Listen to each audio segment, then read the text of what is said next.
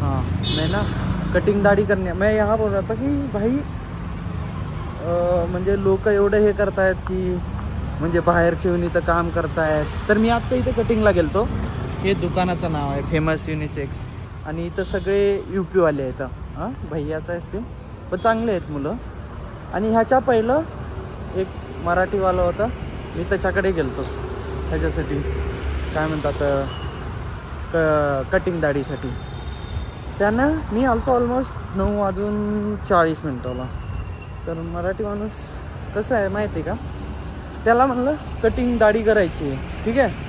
तो म्हणला भैया 10 वाजले. तर मी म्हणलं ठीक आहे, ते दुकान पण इथंच आहे. याचं नाव काय बघा, BJK house of hair and skin ठीक आहे.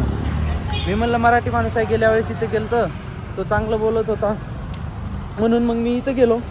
पण त्याने तसं म्हणल्यामुळे मी पलीकडे गेलो. मला वाटलं ते पण तसंच म्हणतील, पण त्यांनी नाही. ते काय म्हणलं, भगवान का ते कस्टमर भगवान का रूप होता और भगवान पैसे की तरह होता है ठीक है, तो उसकी इज्जत क्या करे. म्हणजे मला एवढंच सांगायचं की महाराष्ट्रात राहून ना मराठी माणूस का पुढे जात नाही आहे, त्याचं मेन कारण हे आहे. एक तर त्यांना धंदा व्यवस्थित करता येत नाही मराठी माणसाला, हे तर कालबाधित सत्य आहे. कारण आत्ता जस्ट मी त्या दुकानात गेलो, त्याला नाही म्हणलं तर माझे त्याने 300 रुपयेच घेतले आत्ता कटिंग दाढीचे ठीक आहे.